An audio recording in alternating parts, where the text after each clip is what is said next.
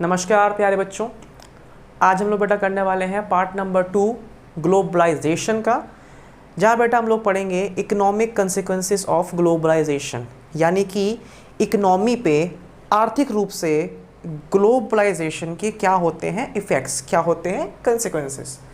तो बेटा ये बात जान लो आप कि ये क्वेश्चन ना सबसे ज़्यादा लेंथी क्वेश्चन है आपके इस चैप्टर का, पहली बात। दूसरी बात बेटा, यहाँ मैंने आपको सिर्फ लिखी है हेडिंग्स। तो जब भी आप इस क्वेश्चन को पढ़ने बैठोगे, जब भी आप इस क्वेश्चन को पढ़ने या लर्न करने बैठोगे, आपके पास में नोट्स होना बहुत ज़रूरी है, जो मैं आपको पीडीएफ में दे चुका हूँ या दे दूंगा आपको। ये नोट्स मेरे पास अपने हैं और मैं यही आपको व्हाट्सएप कर दूंगा।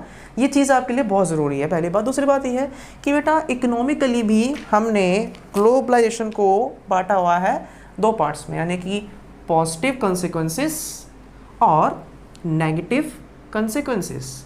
पॉजिटिव कंसिक्वेंसेस यानी कि क्या फ़ायदा हुआ है, क्या प्लस पॉइंट्स हैं इकोनॉमिकली ग्लोबलाइजेशन के, और नेगेटिव मीन्स कि भाई क्या उनके फ़ायदे नहीं है, नुकसान किस तरह पहुंचा है।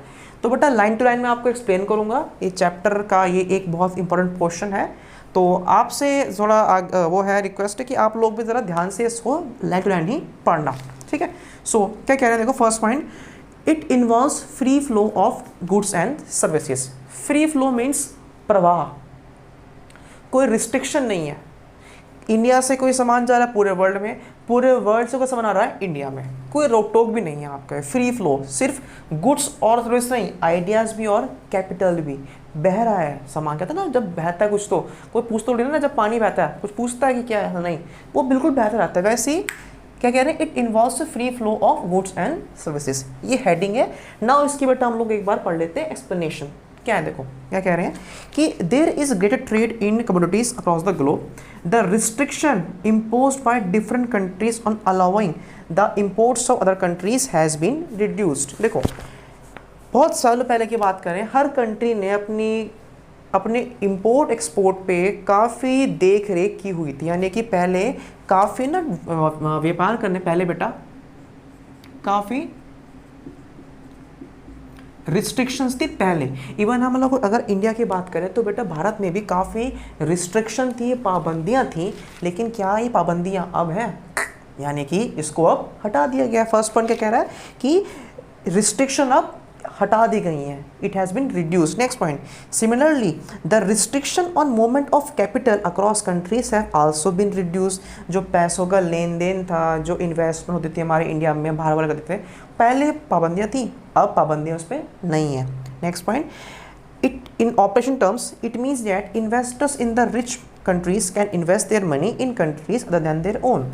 अमीर इन्वेस्टर जो होते हैं वो पूरे वर्ल्ड में कहीं पर भी जाके अपनी मनी को इन्वेस्ट कर सकते हैं। ये बेटा आपका फर्स्ट पॉइंट आपको कहना चाह रहा है आपका। नेक्स्ट पॉइंट बात हो रहा, it has also led to the flow of ideas across national boundaries. The spread of internet and computer services are example of that. आप एक चीज़ देखो, इंटरनेट के आने से पूरे वर्ल्ड एक गांव बन चुका है, एक विलेज बन चुका है। यहाँ से वहाँ आइडियाज़ बढ़ा रहे हैं, कोई पाबंदी है ही नहीं, क्योंकि अब बॉर्डर तो वैसे है नहीं ना, अब तो फेसबुक आ गया है, इंस्टाग्राम है, पूरे वर्ल्ड एक गांव की तरह आपस में मिलजुल जुल के आपका रहता है। तो ये बेटा आपका फर्स्ट पॉइंट है, it involves free flow of goods and services. Next point क्या आता है, it generates greater economic growth. अब ये जो है ना इकोनॉमिकली ग्रोथ करती है, कैसे करती है, क्या कहते हैं यहाँ पे आपका कि great trade among countries allows each economy to do what it does best, this would benefit the whole world. Simple सी बात है यार, जब हम लोग देखते हैं कंपटीशन बढ़ रहा है तो हम लोग अपना बेस्ट देते हैं। अगर हम लोग इंडिया की बात करें तो इंडिया आपस में, पहले इंडिया के ट्रेडर्स में आपस में था पहले कंपटीशन, लेकिन जब इंडियन कंपनीज़ का कंपटीशन बाहर हुआ तो हर कोई अपनी इकोनॉमी को चाहता है बढ़ाना, हर कोई अपनी क्वालिटी को इम्प्रूव करना चाहता है, ठीक है। तो जब क्वालिटी होती इम्प्रूव, तब बेटा ऑब्वियस बात है तो डिमांड बढ़ेगी आपकी और आपकी इकोनॉमिकली ग्रोथ भी तभी होती है आपकी। ये नेक्स्ट पॉइंट पे, it has also been important mechanism for a country to upgrades its technology.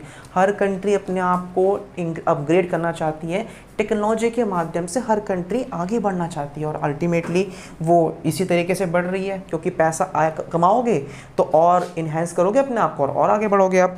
Next point पे, it has released competition among companies has enabled consumers to buy cheaper and better quality goods. It has released huge unutilized resources and has led to a great economic recovery. ठीक है ना, technology के माध्यम से हम लोग अब उन चीज़ों का भी इस्तेमाल कर पा रहे हैं जिनका हम पहले इस्तेमाल नहीं करते थे, और उसी कारण से इकोनॉमिकली ग्रोथ भी काफ़ी बढ़ गई, काफ़ी आपकी हो रही है. Last point, the great interdependence and integration between governments, businesses and ordinary people in different parts of the world will facilitate greater cooperation on political, social and economic issues. देखो बहुत सिंपल बात कर रहे हैं. अब जब सारी कंपनीज मिलके काम कर रही हैं, प्रोडक्शन किसी और कंट्री में हो रहा है, कच्चा माल कहीं और से आ रहा है, मार्केटिंग कहीं और पे हो रही है, तो अल्टीमेटली ये क्या हो रहा है, ये पूरा वर्ल्ड एक डायरेक्शन में जा रहा है, एक तरीके से काम करने के लिए जा रहा है. इससे अल्टीमेटली आपकी इकोनॉमिक ग्रोथ तो बेटा होगी ही होगी. ठीक है बच्चों, अब ये तो थे पॉजिटिव पॉइंट्स.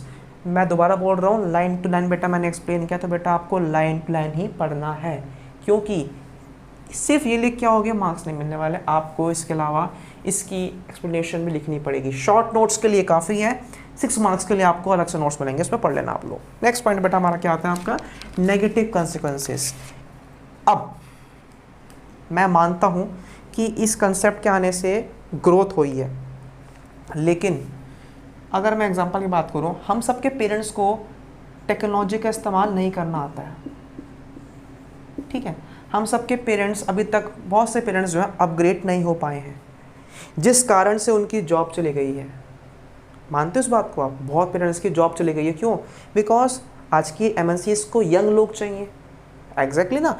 तो अब क्या होगा, अब होंगी inequalities in terms of movement of people, पहला पॉइंट. दूसरा, inequalities in terms of outcomes, सबको नहीं मिला फ़ायदा, रिजल्ट सबके सेम नहीं है. दूसरा, अब मूवमेंट यानी कि माइग्रेट तो हो रहे हैं लोग, इंडियंस बाहर जा रहे हैं, बट बाहर के लोग इतने पागल नहीं है कि अपनी कंट्री के लोगों को रोज़गार ना दे के वो भारतीयों को रोज़गार देंगे.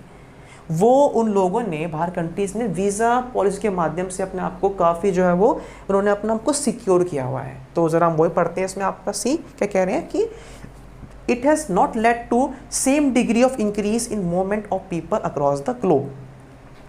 फ़ायदा हुआ है लेकिन सबको फ़ायदा नहीं हुआ है. ठीक है, डेवलप कंट्रीज़ जो हैं have carefully guarded their borders with visa policies to ensure that citizens of other country cannot take away jobs of their own citizens. Obvious सी बात है यार, पहले मैं अपने देश के बंदों को दूंगा ना रोज़गार, ना कि मैं दूसरे बंदों को दूंगा रोज़गार. तो हर कंट्री अपने आप को सेव करके चलती है. First point. ठीक है, सो मूवमेंट ऑफ पीपल में फ़ायदा हुआ लेकिन सबको फ़ायदा नहीं हुआ. Inequalities in terms of outcomes. Outcomes means कि रिजल्ट तो आया है लेकिन सबको बराबर नहीं मिला है. क्या कह रहे हैं देखो यहाँ पे, it has led to similar economic policy adopted by governments in different parts of the world. Policy same है सबको. अब क्वेश्चन पेपर सबको एक मिलता है, तो क्या सबके मार्क्स भी सेम आते हैं क्या? नहीं, सबके मार्क्स कुछ कुछ के आते हैं. तो कुछ कुछ को फ़ायदा ज़्यादा हो गया, कुछ कुछ को फ़ायदा नहीं हुआ है. ऑब्वियस सी बात है. तो वही कह रहे हैं यहाँ पे कि डेवलप कंट्रीज़ और डेवलप हो गई, और जो आपकी डेवलपिंग कंट्रीज थी वो अभी भी डेवलप हो रही हैं. तो लेकिन सबको फ़ायदा इक्वली नहीं मिला है. Last point, benefits only a few. यानी कि ये जो कंसेप्ट है ना, ये सिर्फ कुछों की हेल्प करता है, सबकी हेल्प नहीं करता है. कुछों को इसने काफ़ी ऊपर ला दिया, बाकी सब अभी बैठे हुए हैं. यानी कि those who are concern about justice are worried about the extent of state withdrawal cause by process of economic globalisation. सरकार ने बहुत जगहों से अपने हाथ पीछे खींच लिए हैं, जिस कारण से बहुत से बंदों को नुकसान पहुंचा गया है. ठीक है ना. It benefits only a small section of the population while impoverishing those who are dependent on the government for jobs and welfare. ठीक है ना. इकोनॉमिकली देखा जाए तो ग्लोबलाइजेशन सबको बेनिफिट नहीं कर रहा है, क्योंकि बहुत से लोग सरकार पे डिपेंड रहते हैं और वो सरकार से डिमांड कर सकते हैं, और सरकार ही उनकी चीज़ें, उनकी जो होती है ना आपकी डिमांड्स, उनको फुलफिल करता है आपका. ये इसी कारण ये बेटा बोला गया कि नेक्स्ट पॉइंट पे जो they have emphasized the need to create social safety net, that is institutional safeguards और to minimize the negative effect of globalization on those who are economically weak. जो लोग को फ़ायदा नहीं मिला है इकोनॉमिकली, उन लोगों को ये बोला गया है, वो लोग डिमांड करते हैं सोशल सेफ्टी नेट्स की, यानी कि वो लोग कहते हैं कि सरकार उनके लिए कुछ मिनिमम चीज़ें करें ऐसी जिससे उनके ऊपर इकोनॉमिकली नेगेटिव फ़र्क जो है वो ना पड़े। ठीक है बच्चों, तो ये बेटा आपका पार्ट नंबर 2 हो चुका है। पार्ट नंबर 3 में आप कल्चरल देख सकते हो, कॉन्सिक्वेंस क्या होते हैं आप देख सकते हो इंडिया एंड दी ग्लोबलाइजेशन के बारे में। तो पार्ट नंबर 2 बस इतना ही, एक सिंगल वीडियो है, एक सिंगल क्वेश्चन की, क्वेश्चन लेंदी है बट एग्जाम में आता है। नोट्स ज़रूर फॉलो करना, लाइन टू लाइन लिख के आनी है आपको एक्सप्लेनेशन इस क्वेश्चन की। Thank you so much.